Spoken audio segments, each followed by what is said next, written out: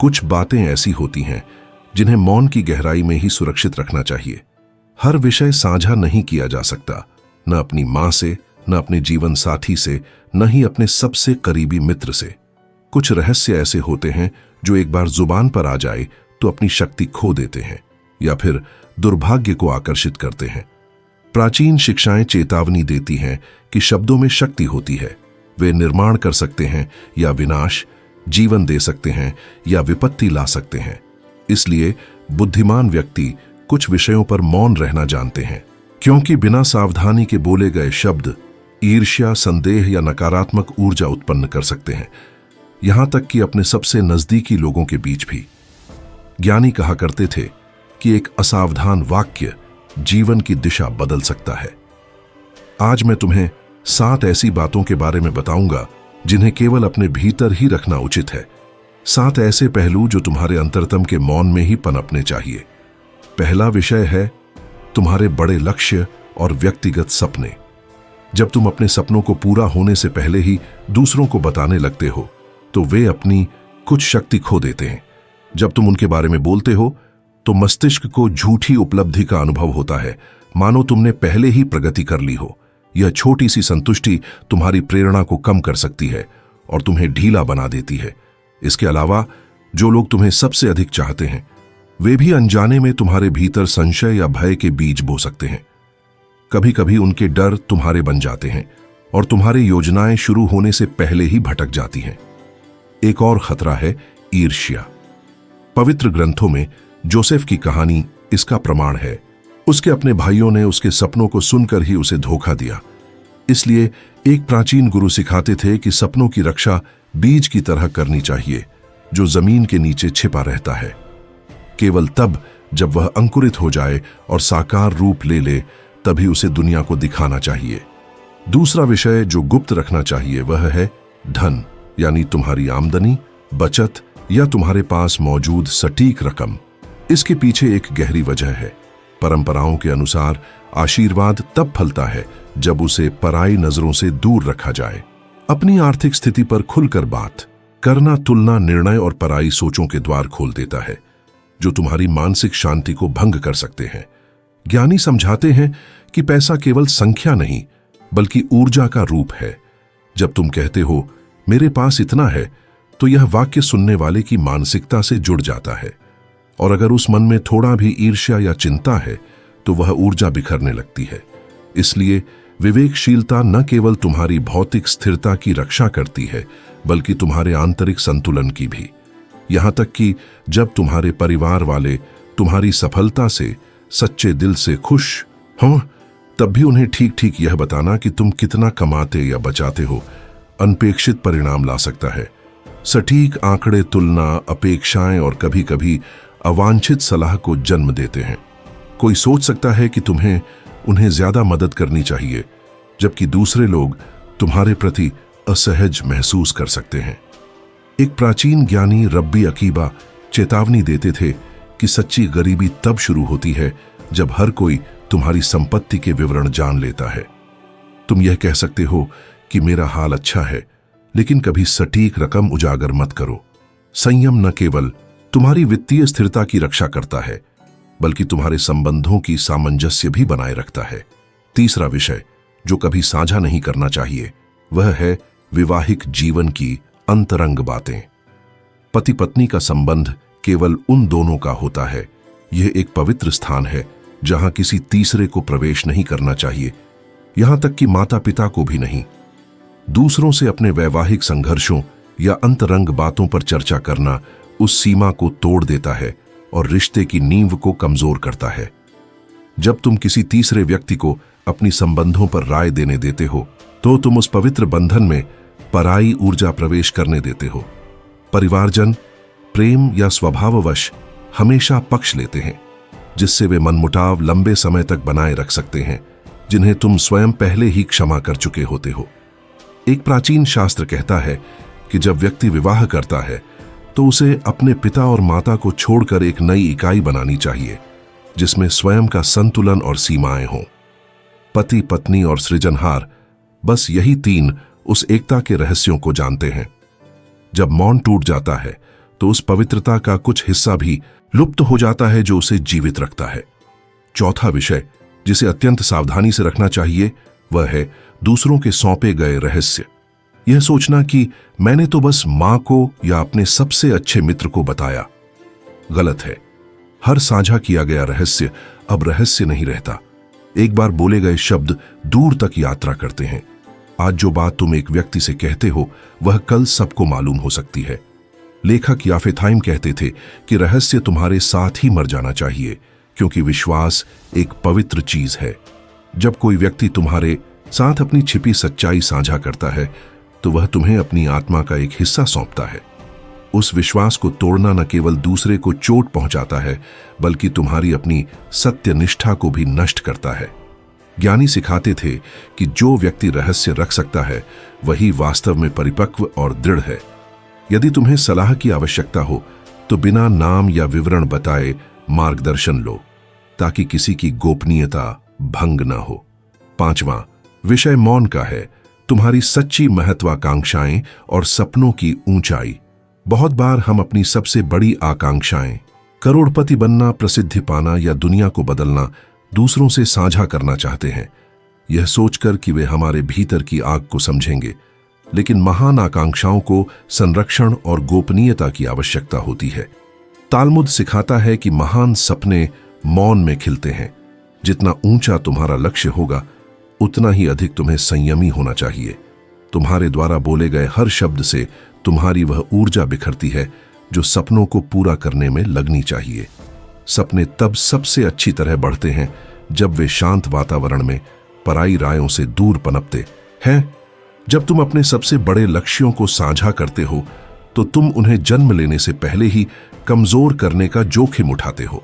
महानतम आकांक्षाएं मौन में ही विकसित होती हैं, बाहरी नजरों और विचारों से सुरक्षित रहकर। ज्ञानी सिखाते थे कि जितना ऊंचा सपना होता है वह बाहरी शक्तियों के प्रति उतना ही संवेदनशील बन जाता है। पहला खतरा है ईर्ष्या की ऊर्जा। जितनी बड़ी तुम्हारी महत्वाकांक्षा होगी उतनी ही आसानी से वह दूसरों के मन में संदेह या भय के विचार जगाती है। यदि तुम कहते हो मैं एक छोटा व्यवसाय खोलना चाहता तो कोई खास प्रतिक्रिया नहीं होती। लेकिन अगर तुम कहते हो मैं एक साम्राज्य बनाना चाहता हूं तो यह बात सुनने वालों के भीतर अनेक भावनाएं जगा सकती है, यहां तक कि उन लोगों में भी जो तुम्हें प्यार करते हैं। कभी कभी एक मां या कोई घनिष्ठ मित्र भीतर ही भीतर यह सोच सकता है, अगर वह असफल हो गया तो, अगर उसे कष्ट हुआ तो। ऐसे विचार चाहे प्रेम से ही क्यों न जन्म लें, एक कंपन बन सकते हैं जो तुम्हारे मार्ग में बाधा डालते हैं। दूसरा कारण और भी सूक्ष्म है। जो लोग तुम्हें प्रेम करते हैं वे तुम्हारी रक्षा करना चाहते हैं। जब तुम अपने बड़े सपने साझा करते हो तो वे तुम्हें जमीन पर लाने की कोशिश करते हैं ताकि तुम निराश ना हो जाओ। वे कहते हैं इतना बड़ा मत सोचो, यथार्थवादी बनो, परिवार के बारे में सोचो। वे यह सब स्नेह से कहते हैं, लेकिन हर वाक्य एक अदृश्य ब्रेक की तरह काम करता है। अक्सर दुश्मन नहीं बल्कि भले इरादों वाले प्रियजन ही महान सपनों की लौ बुझा देते हैं, क्योंकि वे तुम्हें गिरते हुए देखने से डरते हैं। तीसरा खतरा है मौन तुलना का। यहां तक कि वे माता पिता जो अपने बच्चों पर गर्व करते हैं कभी कभी भीतर एक अचेतन प्रतिस्पर्धा का भाव अनुभव कर सकते हैं। जब वे देखते हैं कि तुम उन ऊंचाइयों की आकांक्षा रखते हो जिन्हें वे कभी नहीं छू सके, तो उनके अहंकार का एक अंश विरोध करता है।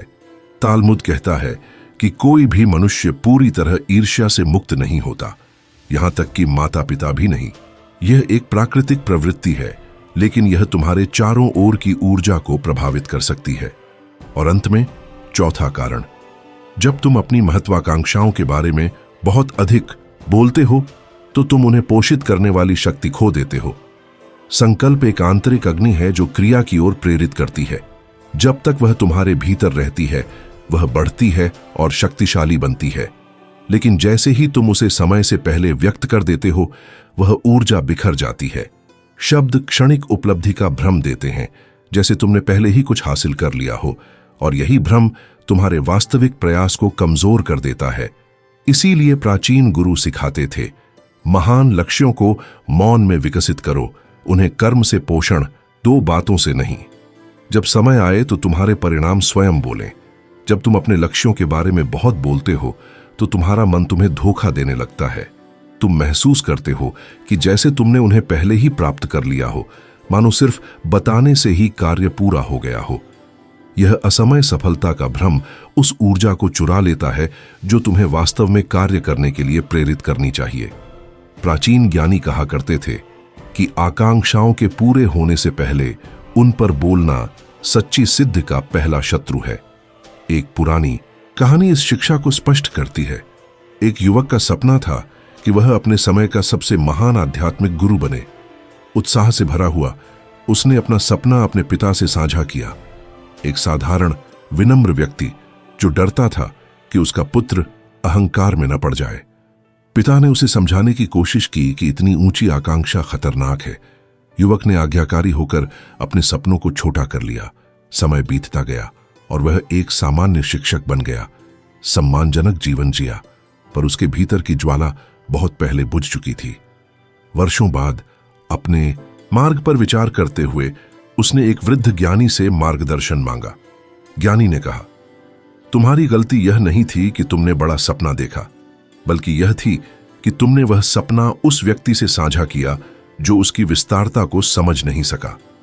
कुछ दृष्टियां ऐसी होती हैं जो केवल तुम्हारे और दिव्य के बीच रहनी चाहिए। मनुष्य, चाहे वे तुमसे कितना भी प्रेम करें, कभी कभी तुम्हारी आकांक्षाओं की महानता को संभालने के लिए तैयार नहीं होते। यही सच्ची शिक्षा है। बिना भय के सपने देखो, लेकिन मौन में। अपनी महत्वाकांक्षाओं को पवित्र खजाने की तरह सुरक्षित रखो। तुम अपने प्रियजनों को छोटे कदम बता सकते हो, मैं कुछ नया सीख रहा हूं, मैं अपना प्रोजेक्ट बना रहा हूं, लेकिन अपने सपनों का वास्तविक आकार अपने भीतर रखो। जब समय आए तो तुम्हारे कर्म और परिणाम स्वयं बोलेंगे। रब्बी अकीबा कहा करते थे, सबसे गहरी नदी सबसे शांत बहती है। तुम्हारी महत्वाकांक्षाएं भी ऐसी ही होनी चाहिए, दृढ़, निरंतर और शक्तिशाली, लेकिन बिना शोर के। मौन तुम्हारी महानता को छिपाता नहीं, वह उसे मजबूत करता है। छठा विषय जिसे गुप्त रखना चाहिए वह है तुम्हारे आध्यात्मिक अनुभव। आत्मा में जो अनुभव किया जाता है वह हमेशा बताने के लिए नहीं होता। कुछ प्रकाशन, अंतर्ज्ञान और आंतरिक अनुभूतियां केवल उस व्यक्ति के हृदय की संपत्ति होती हैं जो उन्हें अनुभव करता है। प्रेरित पौलुस ने एक बार ऐसे व्यक्ति का उल्लेख किया जिसे स्वर्ग के सर्वोच्च स्तर तक ले जाया गया और जिसने ऐसे पवित्र शब्द सुने जिन्हें कोई मनुष्य दोहरा नहीं सकता। यह शिक्षा याद दिलाती है कि दैवीय अनुभव हमेशा मानव भाषा में व्यक्त नहीं किए जा सकते। यीशु ने भी कहा था, जो पवित्र है उसे उन लोगों को मत दो जो उसे समझ नहीं सकते। अपनी मोतियों को उन लोगों के आगे मत फेंको जो उनका मूल्य नहीं जानते। आध्यात्मिक अनुभव मोतियों की तरह होते हैं। यदि तुम उन्हें लापरवाही से दिखाओ तो वे अपना चमक खो सकते हैं। आत्मा की कुछ घटनाएं केवल मौन में सुरक्षित रहती हैं, क्योंकि केवल मौन ही पवित्रता को संभाल सकता है।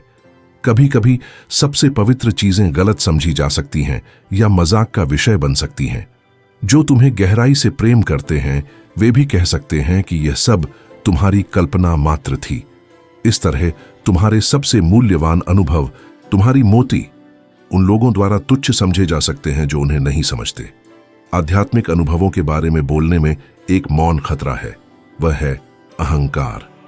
जब कोई अपने भीतर की अनुभूतियां साझा करता है तो यह प्रलोभन आ सकता है, देखो मैं कितना ऊंचा पहुंचा हूं। परंतु ज्ञानी याद दिलाते थे कि सच्चा दिव्य संपर्क आत्मा की अंतरंगता में मिलता है, प्रदर्शन में नहीं। बाहरी दिखावा आध्यात्मिकता की गहराई को मिटा देता है। कब्बालिस्ट सिखाते थे कि हर आध्यात्मिक ऊर्जा कथन के साथ ही विलीन हो जाती है। जो मौन में रखा जाए वह आत्मा को वर्षों तक पोषित करता है, पर जो बताया जाए वह सूरज की रोशनी में धुंध की तरह गायब हो जाता है। मौन का एक और पहलू अतीत से जुड़ा है। यदि तुमने अपने पापों या गलतियों के लिए सच्चे दिल से पश्चाताप कर लिया है तो उन्हें फिर से न दोहराओ, न दूसरों के सामने लाओ। तालमुद सिखाता है कि जब कोई व्यक्ति सच्चे मन से पश्चाताप करता है तो उसकी गलती को फिर कभी याद नहीं करना चाहिए। न ईश्वर उसे याद रखता है, न तुम्हें करना चाहिए। अपने पुराने दोषों पर बोलना ऐसा है जैसे मरे हुए को पुनर्जीवित करना। जो दफन हो चुका था वह तुम्हारे शब्दों से फिर जीवित हो उठता है। इसके अलावा जब तुम इसका जिक्र करते हो, दूसरे भी उसे याद रखने लगते हैं। जो तुम्हें प्यार करता है वह भी अनजाने में उसे फिर से उठा सकता है या किसी गुस्से के क्षण में उसे तुम्हारे खिलाफ उपयोग कर सकता है। संक्षेप में, मौन आत्मा की ढाल है। अपने प्रोजेक्ट तब तक गुप्त रखो जब तक वे साकार ना हो जाएं। अपने धन, अपने संबंध, दूसरों के रहस्य, अपने भय, अपने आध्यात्मिक अनुभव और अपने पुराने पाप, इन सब पर मौन बनाए रखो।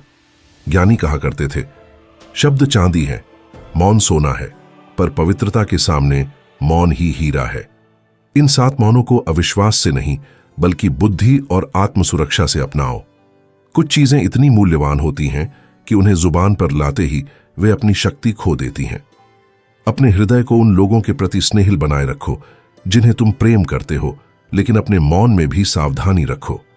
यदि यह संदेश तुम्हारे लिए मूल्यवान लगा तो इसे पसंद करो, उन लोगों के साथ साझा करो जिन्हें इसकी आवश्यकता है, और इस यात्रा में हमारे साथ सीखते रहो।